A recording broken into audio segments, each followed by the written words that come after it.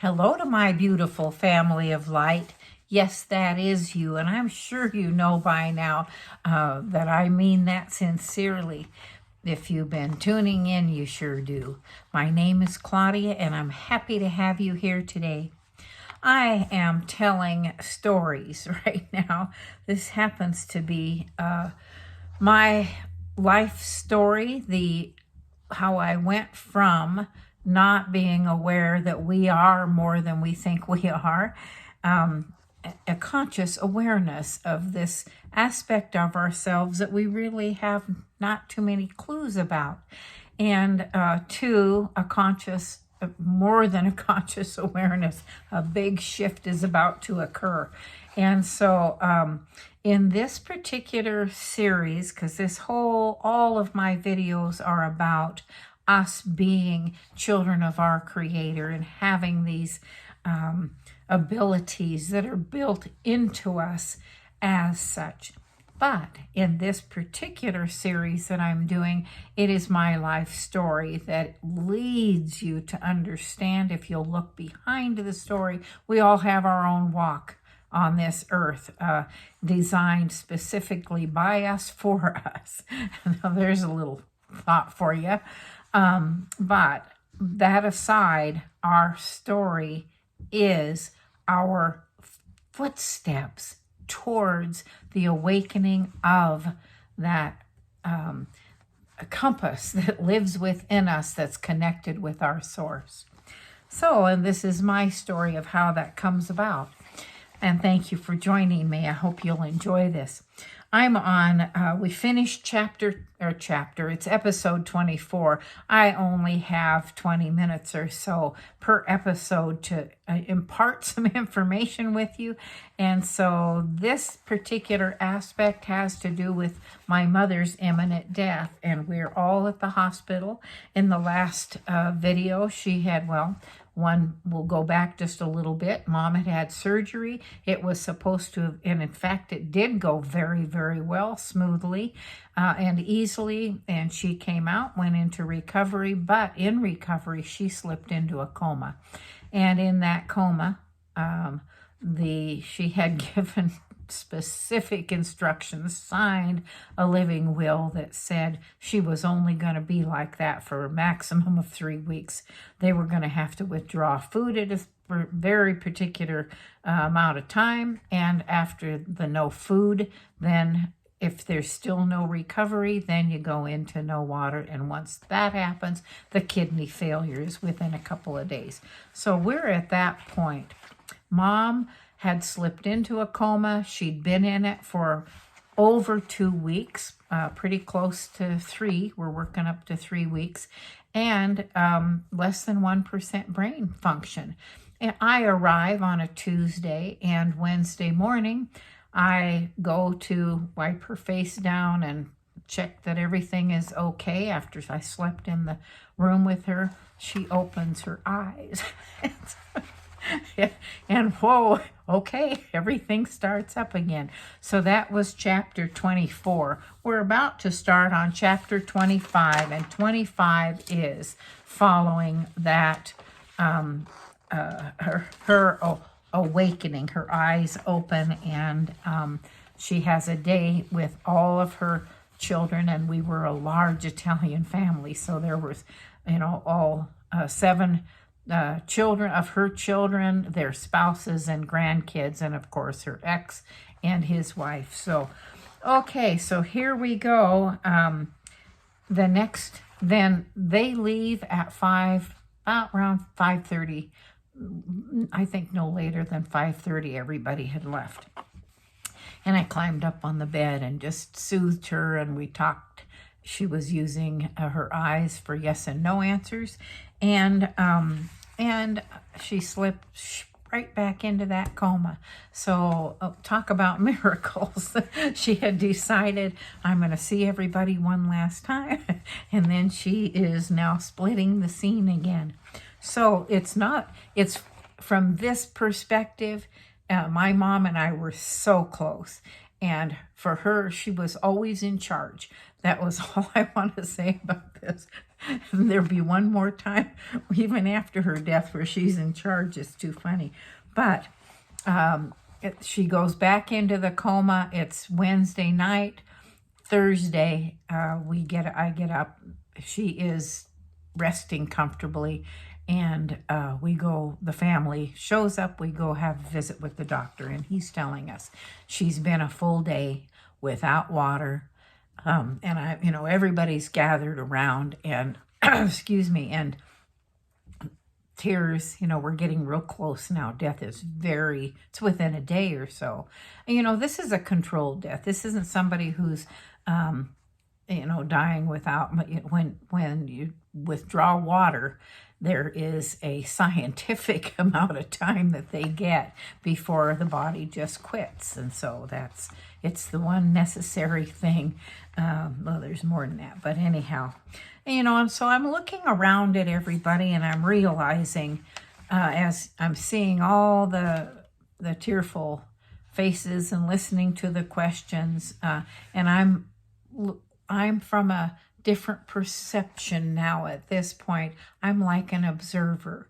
I have a full knowledge that my mother has planned this out.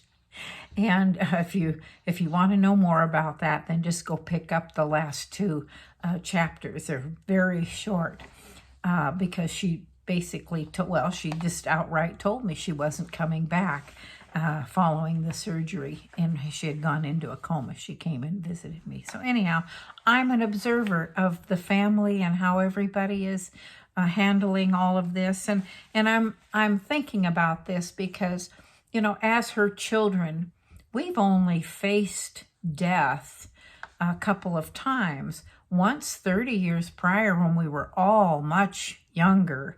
And see, I think I was 40 when my mom died. So that would have made me 10 or 11. And when her dad died, our grandpa, and he was a chain smoker, and he was on oxygen. And us kids didn't have the means or the wherewithal to know what could have caused his death, or that he wouldn't even really be coming back. I mean, you don't have a frame of reference when you're little about that. The second death that we encountered was our oldest brother. He had had his neck broken in a high school wrestling event, and became quadriplegic. Now, he lived 12 years, I believe, after that accident or injury, but he required 24-hour-a-day care, and all of us were impacted by that. From my perspective, he was very, very mean to me, and so there was a sense of relief almost when he passed, that I wasn't going to have to put up with any more abuse. And of course, there's still sadness. You can't help but have whatever feelings you're having should be allowed. And then the third death was when our grandmother, our father's mother, a wonderful Spanish woman of joy and happiness and gratitude, passed away, and she was getting close to 100. And so, that for us just meant she was old, and that's what happens when you get old. You die. So this was new. This was really new. We're having not a lot of time because Mom was 65 when she passed. We knew that she was not happy. We knew that she was tired and ill. And so it was, for me, a relief that she was going to be passing. And for everybody else, it's like, we're not ready for you to go yet. So, the reality was hitting everybody pretty hard, because either the next day or the day after would finish the job, so to speak. So, and there was one younger brother, one of the younger brothers, who just absolutely could not. He was really struggling with the fact that Mom had laid all this out so thoroughly with the doctors. All he wanted to do was have her wake up and let him love her back into wanting to be here. And, And that was hard. It was hard to watch. Anyhow, it wasn't that Mom didn't want to come back because she didn't love us. It was that Mom didn't want to come back because she was exhausted. So before they left that night, everybody spent the day, and they did whispers and and reading to her and telling her stories and things that they enjoyed, Mom's recipes, all of the debates that they had, and the things that she just loved and enjoyed so much. So we hung out. Everybody hung out, and a bunch of us went to the chapel off and on, popped out here and there, walked the halls a little bit, do what you can to keep yourself stable. So everybody left that night. The phone chain was in place. If something were to happen, I would call that oldest brother, the next oldest, and so on down the line till everybody had been notified. So I went to sleep that night after having my private time with Mom. Slept really well, but you're not allowed to swab moisture inside the mouth. Any bit of liquid is just going to prolong the thing. And so Friday mid-morning, after I was up, I was sitting by the bed with her and had two books, a book of Tennyson and Emily Dickinson. And I knew a couple of things that she really liked in those, but I just knew that they were books that she wanted. And so at one point, I just let it sit in my lap, closed, either one, and then just let it open to where it wanted to be. And that's what I read. And I just assumed that was the one that she would have wanted to hear the most. And so that's how it went. With nothing to be done the next day, all was calm, peaceful, quiet, and I'm sitting and reading that. And all of a sudden, her body began to convulse, and it was thrashing and throwing itself up and in the air, and of course I just about freaked out. I wasn't prepared for what was going to happen when the body is trying to save itself. And I just bolted down to the nurse's station, told them she needed the morphine now. The nurse that was on duty did not even ask another thing. She grabbed this little kit that had been sitting there for her, ready to go for Mom, and came in, and we calmed, held her down. She got the morphine in, and within seconds, Mom's body calmed down, and I was able to start pulling myself back together again. It was amazing to me how unprepared, as much as we'd been told, how unprepared I was for the actual event. And so, it was a pretty frightening thing for me, and I would expect anybody to experience who hadn't experienced it before. So during that day, Friday, after I had made the call, and the siblings started trickling in and spending time, Mom was just absolutely calm. In fact, I kept thinking, she's sitting back up on that cloud, just having a gay old time looking down and with compassion. My mom was not an uncompassionate person, but looking down, at everybody who is now preparing for the end. And so we agreed before they left that day that we would gather the next day, and we'd all walk the couple of blocks and go to church together, attend a mass. The Catholic Church was just down the way.